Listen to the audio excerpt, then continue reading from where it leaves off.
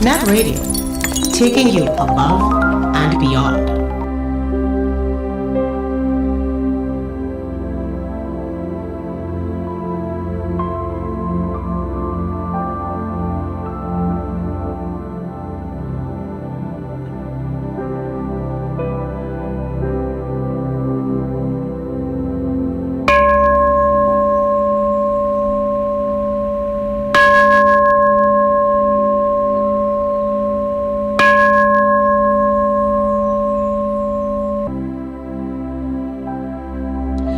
As we continue to take you above and beyond, this is a new era, TT Radio, as we enter into this brand new space, a new hour.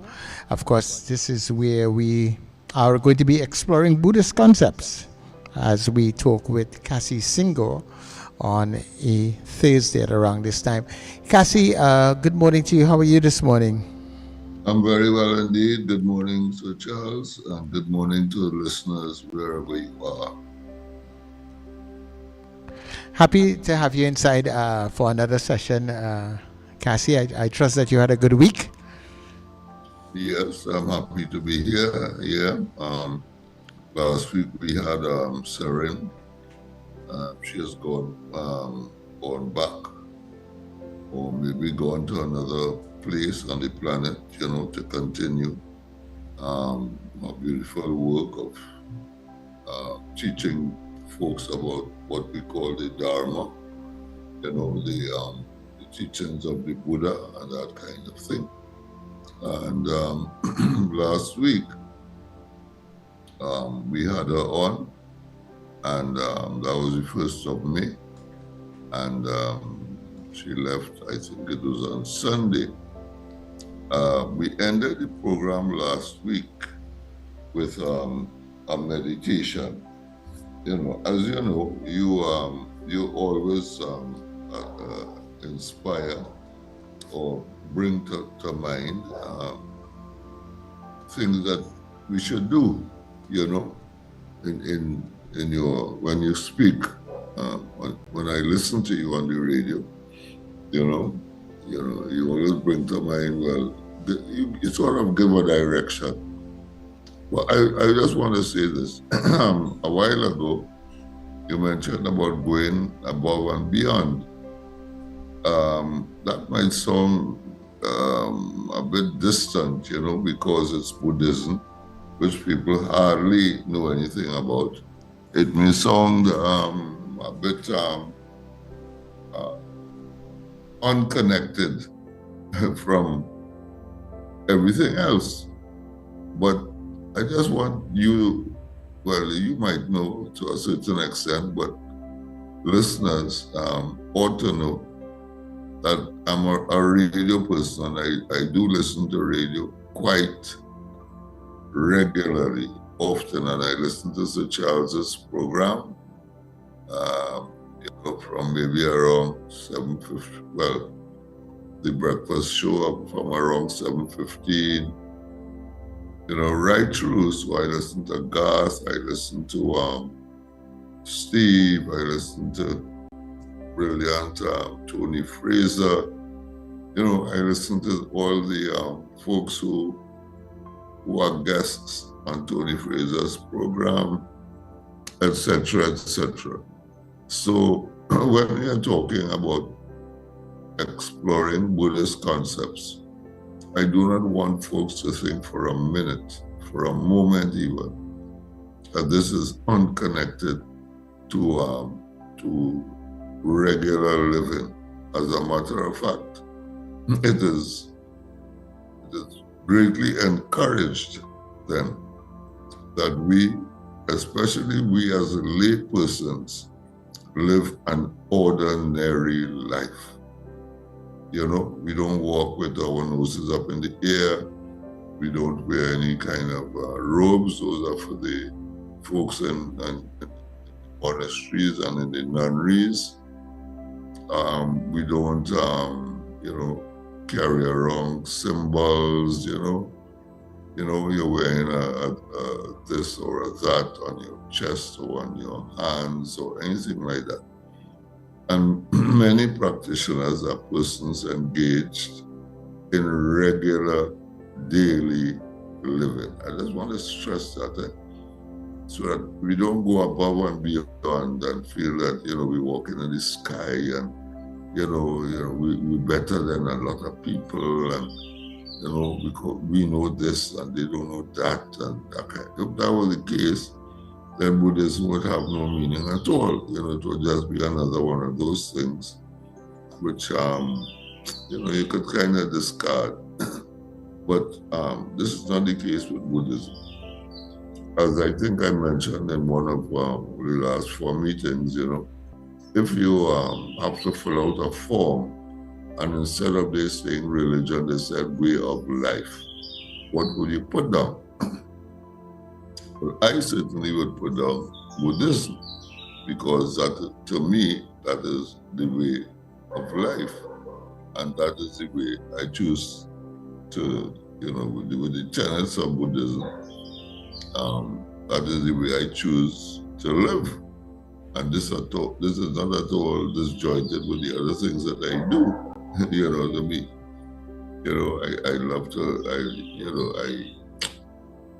there are many things I do, let me put it like that. There are many things I do.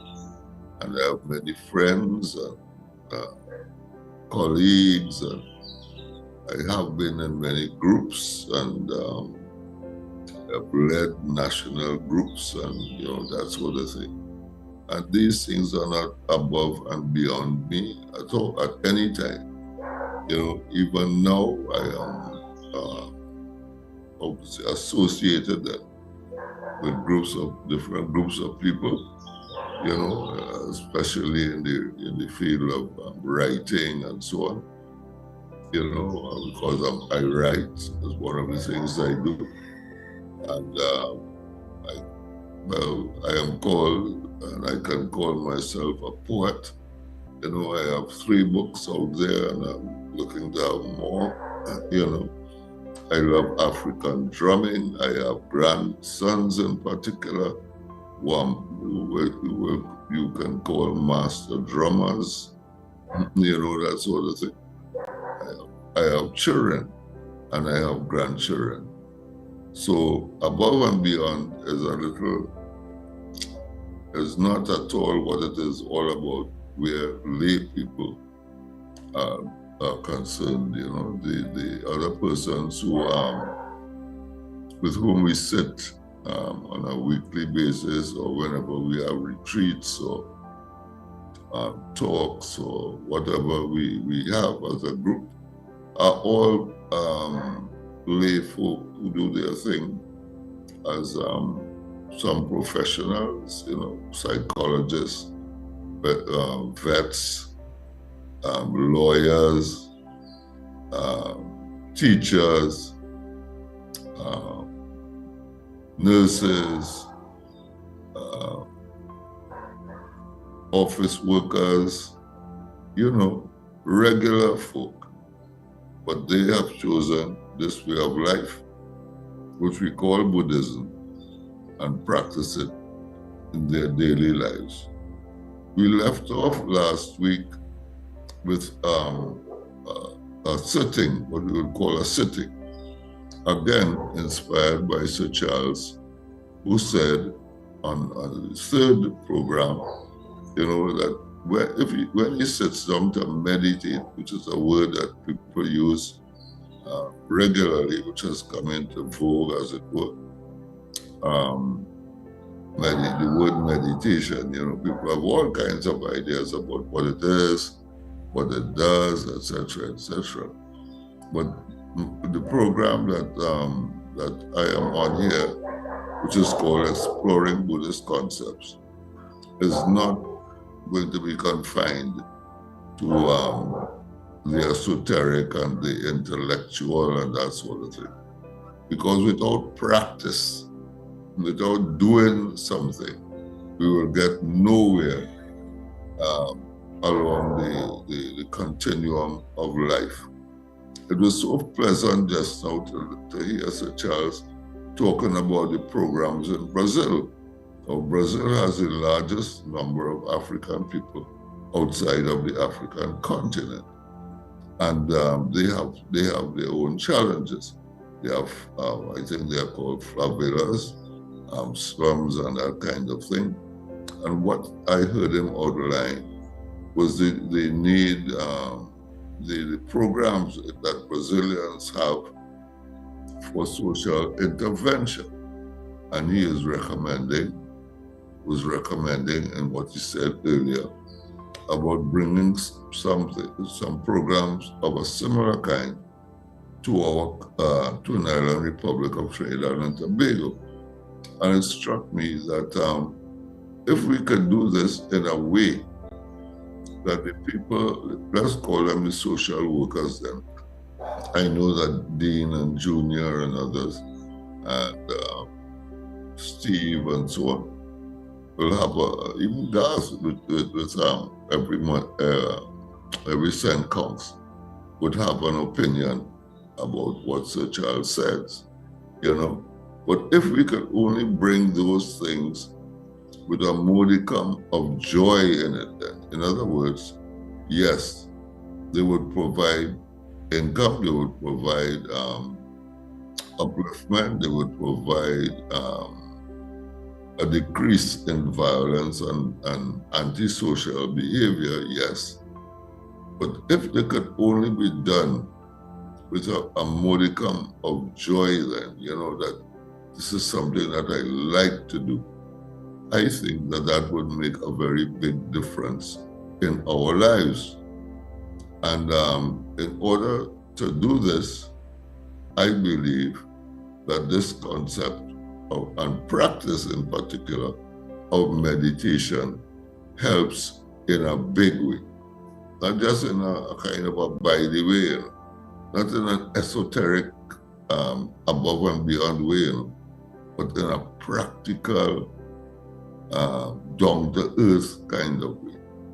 So we left off with a meditation last week. At the end of the session, I think. Yeah, at the end of the session, we left off with a meditation, breathing meditation. And that is where I want to, well, I can't say begin because I've already begun, but that is where I want to be right now, just to remind you of what I'm talking about, the practicality of these concepts, the practicality of meditation, the infusion of the practice into our daily lives. And in Sering's book, that's the lady that I interviewed, who I mentioned a while ago, who was here. She's one of our teachers. She's a lay person, actually, not a nun, you know. And she has a beautiful book called, if you want to look it up and purchase, it's called Grow Your Own Happiness. Someone sent a copy for me as a gift. And so I have it.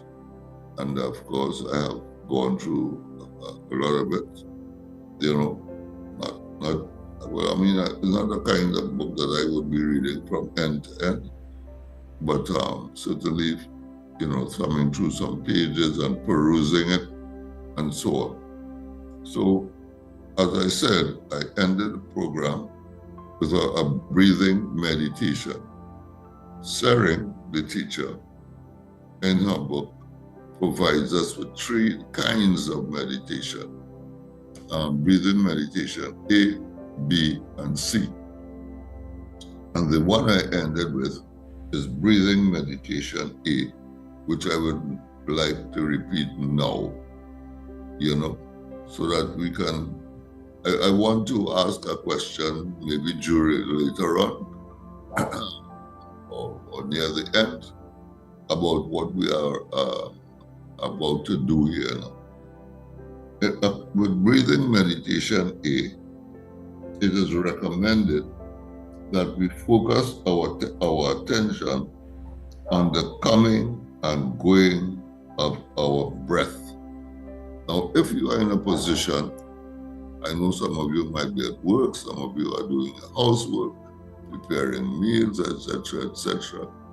You're not seated, and you're not, in a position to be sitting down still and that kind of thing. All right. Although sitting down is recommended for breathing meditation. Other kinds of meditation, you can be walking, sitting, anything, walking, standing, lying down. You can do meditation in those positions. But for breathing meditation, it is recommended that you sit in a particular posture. Be that as it may, Buddhism is so flexible that I am sure that we can be mindful of what is being recommended here. Focus your attention on the coming and going of your breath. Don't get lost in conjecture.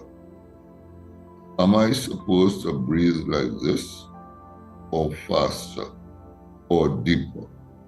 Breathe normally without forcing and be aware. The second pointer, count your breaths. Whenever you realize you are following your thoughts, bring your attention back and start counting again. Try to get to 10. If you succeed, unlikely at first, she has in brackets, start counting again. When you bring your attention back, do it in a relaxed way. Don't fight the thoughts, don't follow them, just let them go.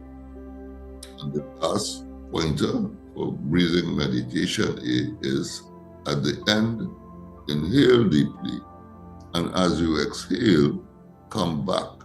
Stretch your legs and arms. Stand up slowly with no rush. So that is breathing meditation A. And although I would not embarrass Sir Charles to ask him if he has done it, I would just simply hope that he has made an attempt. It is recommended that you do it 5 minutes for a morning, 5 minutes for an evening. You may choose 6 and 6 a.m. and 6 p.m. Or you may choose whatever you want to choose. And if you can keep it regularly at a time, so much the better. Right? The perfect posture is called lotus, but many of us out here in the West cannot do lotus, whether we are young or old, and therefore we sit on chairs. That is also good. Just remember to keep your feet flat on the ground, keep the body upright, but not tense.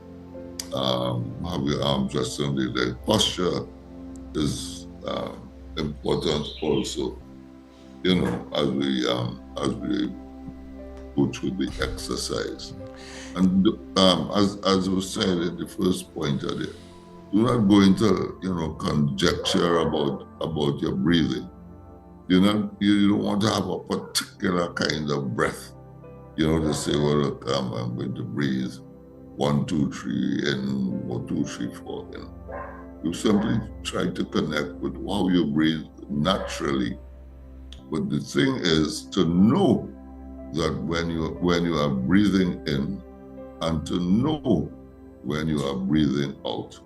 So the Buddha recommended that when you begin this exercise, that you can use the words, breathing in, I know I am breathing in. Breathing out, I know I am breathing out. Sometimes the breath is fast, sometimes the breath is slow, sometimes it is wide, sometimes it is narrow. These things you will discover over time.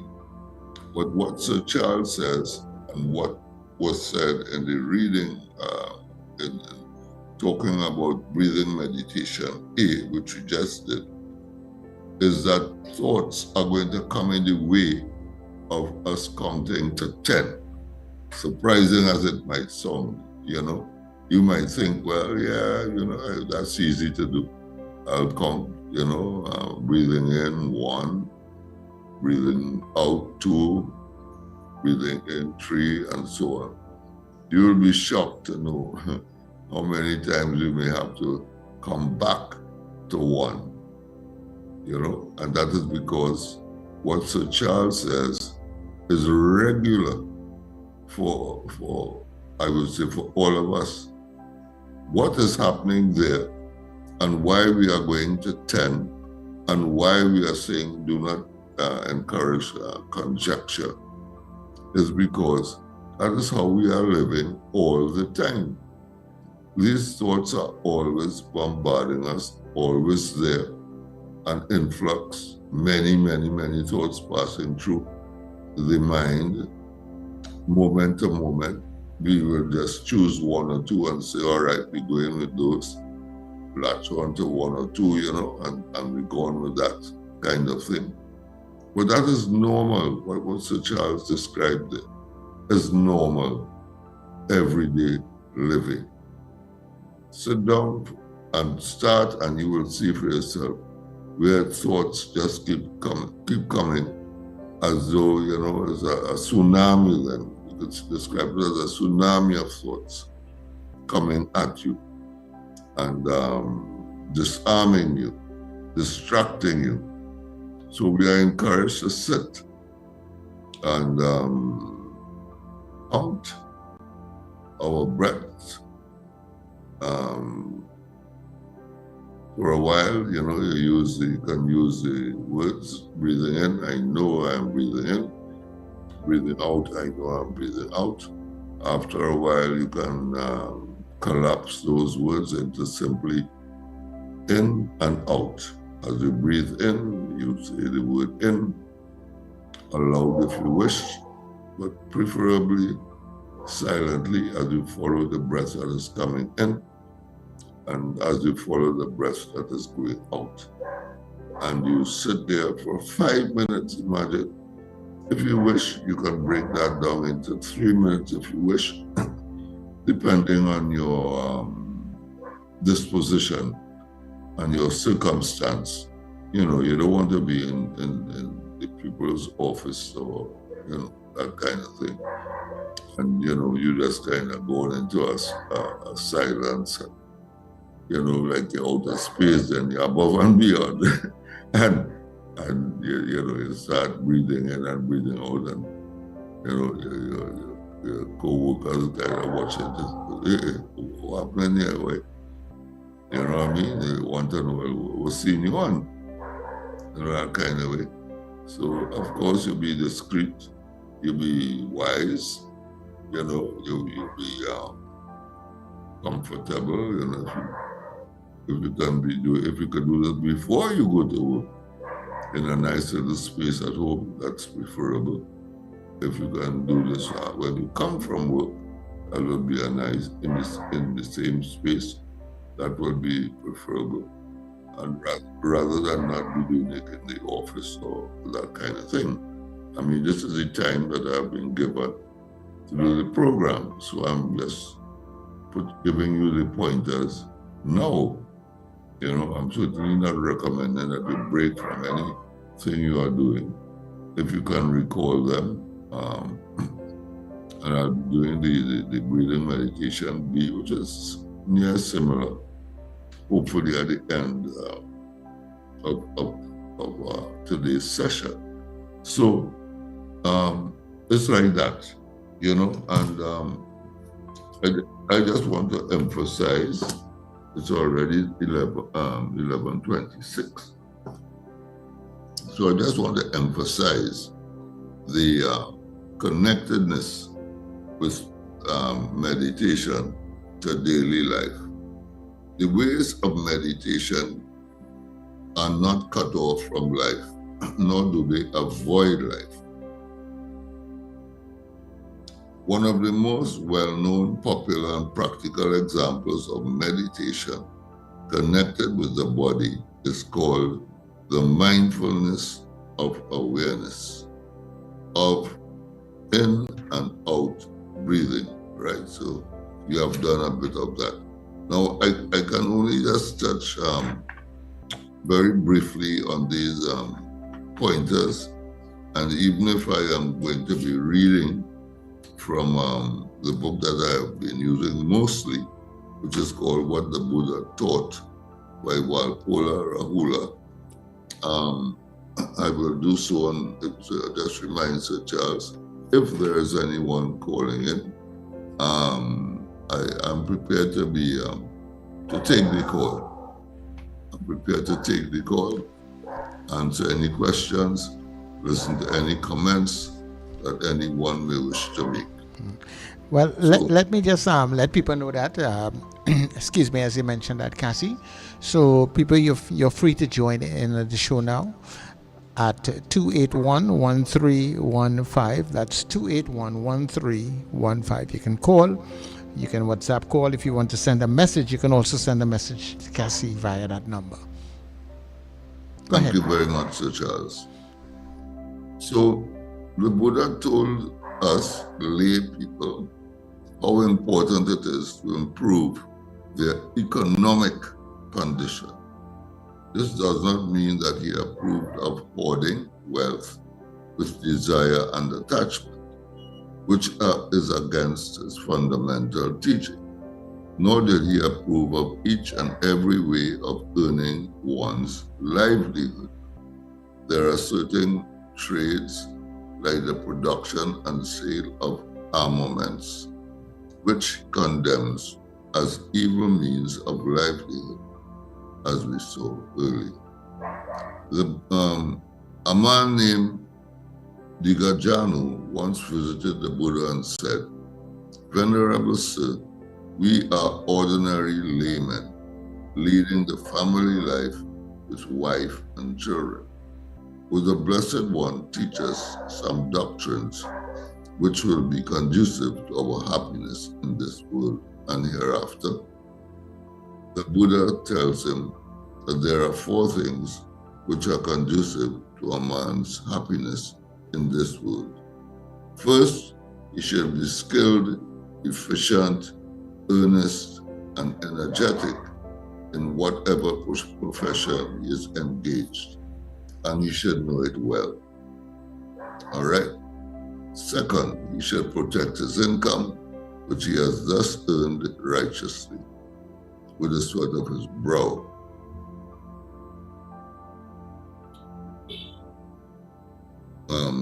Right. Okay, so he went on to give 2 other things here, but I won't go there in the interest of time. I think that suffices for now. You have just had an election, a change of government, and they have certain proposals. They have stuff in their manifesto. They have their what we call it, a cabinet, and they're about to govern us, hopefully in the best way that they can. Again, here too, if they could do that in a joyful way, you know, something that they like doing then, you know, it is so much more helpful than merely, you know, you're just going to work for work's sake. You know, at the end of the day, you go, you know, you take a line. Nothing wrong with that. It's Trinidad and Tobago, that's how it is.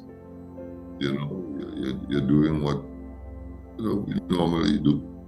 But if you can find a little time to inject into the life that small pause, as it were, that we are calling meditation, you really would see over time a difference in your relationship then to the things you do, maybe to people around you. Yes, Sir Charles, I'm hearing you in the background. You have something? No, I'm not. Go ahead. Oh, right. Okay, no problem. I was just kind of, you were probably practicing and I was hearing you breathing. I don't know. But anyway, this is how the Buddha looked at life not at all divorced from regular living, but as a matter of fact, integral meditation and all the other practices that we do as lay people, as monks and nuns, has been integral to life itself. And if we could do that little by little, these programs and so on and so forth, a number of which I have heard callers to various programs on net radio speak about social programs, ideas for upliftment in our lives, managing our money, trying to develop ourselves, our character, so to speak. That's what it is. I think meditation goes a long way in helping us to do all of these things, without being show off them, without developing a kind of a false pride, as it were, that I'm repeating myself, I'm sure, without turning up our noses, being better and so on and so forth, because we do A, B, or C. You see, let me do this way, and maybe I could go on where I said I would have left over there. Cassie, let me interrupt you so we can just take the call coming in. Good morning. Hello, Cassie. I'm calling just to let you know if there are people out here listening, and I do support your program. I can give you a little experience about learning to control your breath, though. It was my personal experience. When I was traversing Buddhist concepts many decades ago, one of the exercises was learning to bring your breathing under consciousness. Now, that's not an easy thing to do, by the way. It took a while, and in the journey, you learn a lot that you can experience if you learn how to control your breathing. Right? You can also alter your body temperature and all kinds of things. But I experienced a danger zone with it, because I reached a point where I so had it under conscious control that at one time I forgot to breathe. And it took an effort to remember to breathe. And then I had a big appreciation for why these things are automated. Because you might have to remain so mindful if you bring it under conscious control like that, to that extent, that you have to pay attention to breathing. So I rolled it back. Took a while, and I allowed it to automate, re-automate. But the benefits you got from attempting it, I think, live with me forever.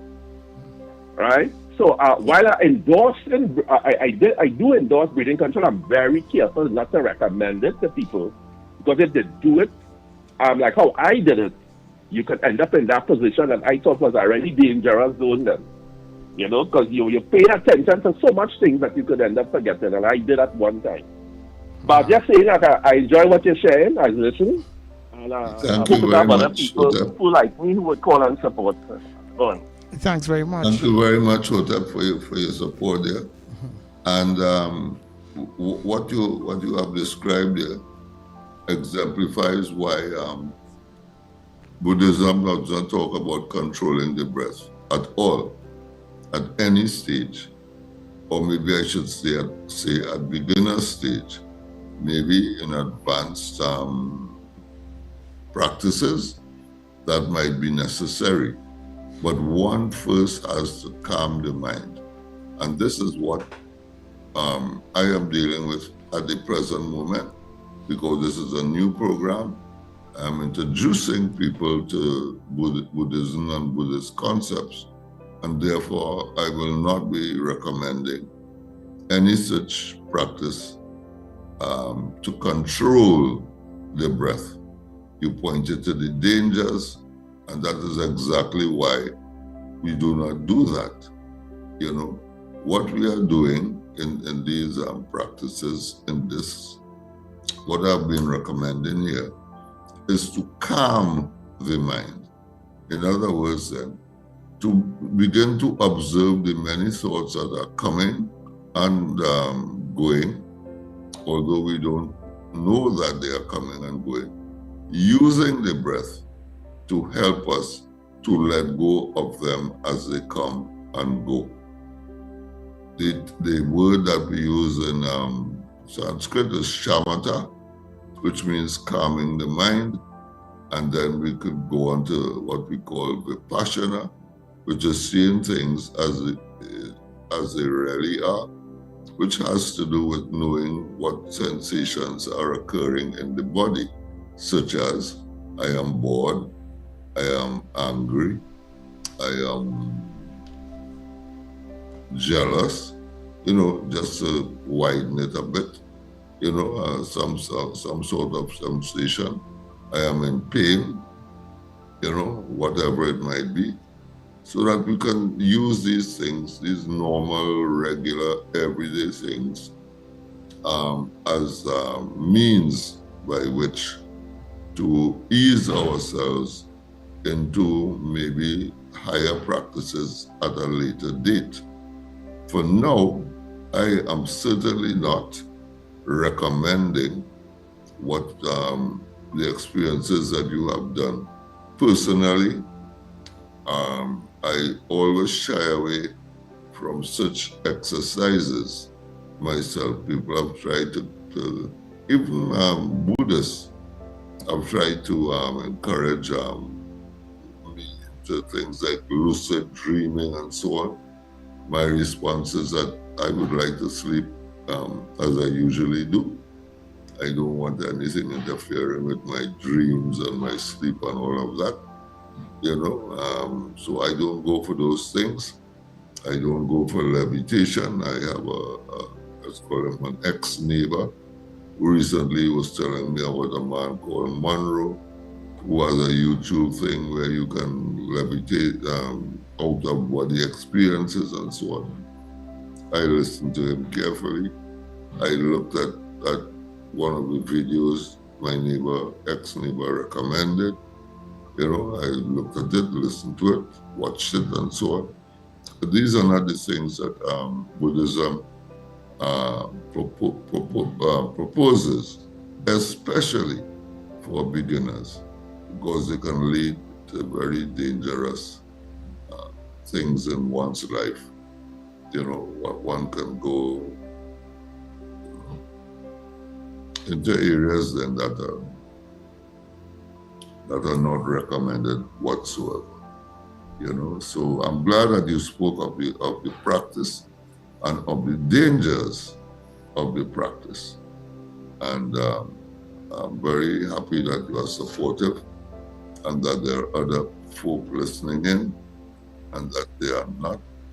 You have helped then, let me say, Hunte, you have helped in putting to rest the idea of control of the breath, because that is one of the things that, one of the ideas then that people have in their minds, when they hear about meditation.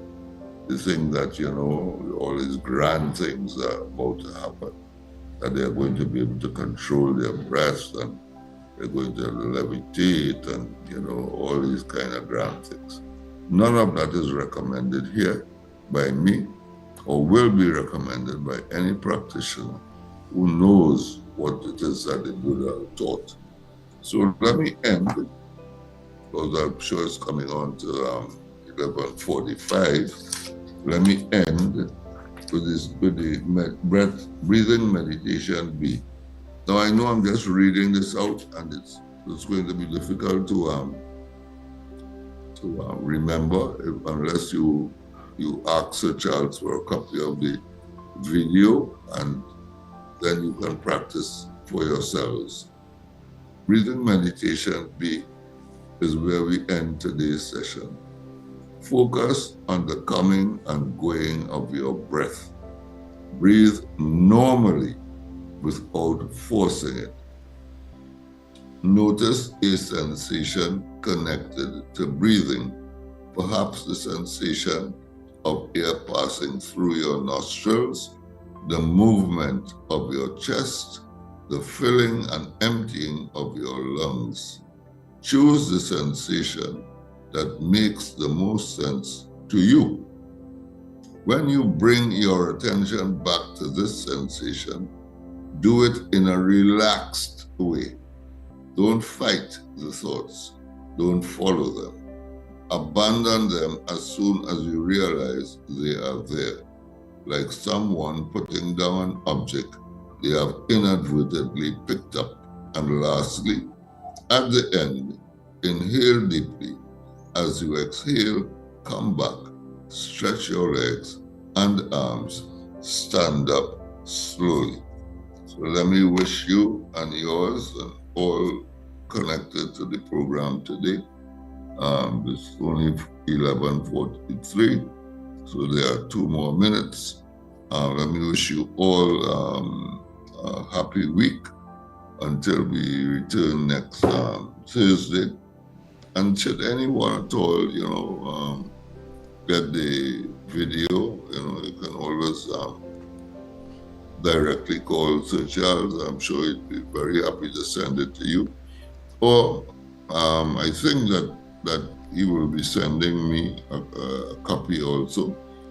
So you can contact me, Cassie, that's Kasi, Senghor, Senghor, excuse me, at 799-8362 on WhatsApp or direct message as you wish to. And I could use what Sir Charles has sent to me to send to you. So let me say thank you very much again, listeners. And thank you in particular, Sir Charles, for affording me this opportunity to connect with fellow Trinbagonians and any other person from anywhere in the world who may be listening to today's program. Thank you very much, Cassie.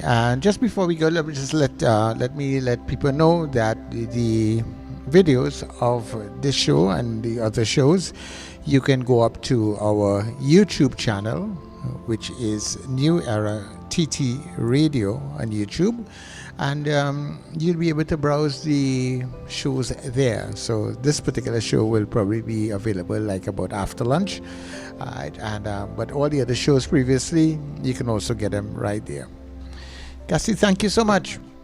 Yeah, remember, I'm not picking up homework to find out if you did what and who did what and didn't do what.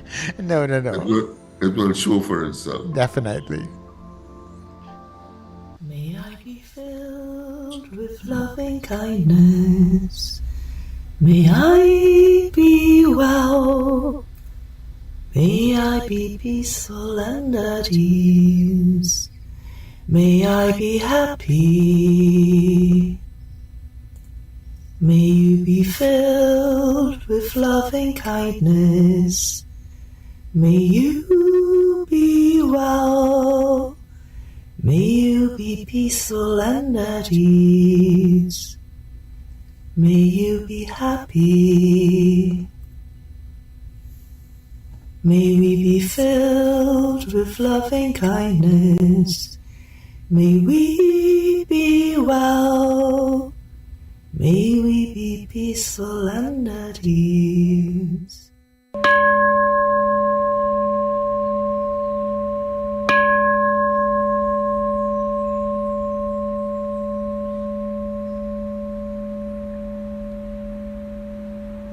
Wake up with the Net Radio Breakfast Show. Rise and shine with Wendell Stevens and Richard Raghubarsing, weekdays, from 6 o'clock to 9 a.m.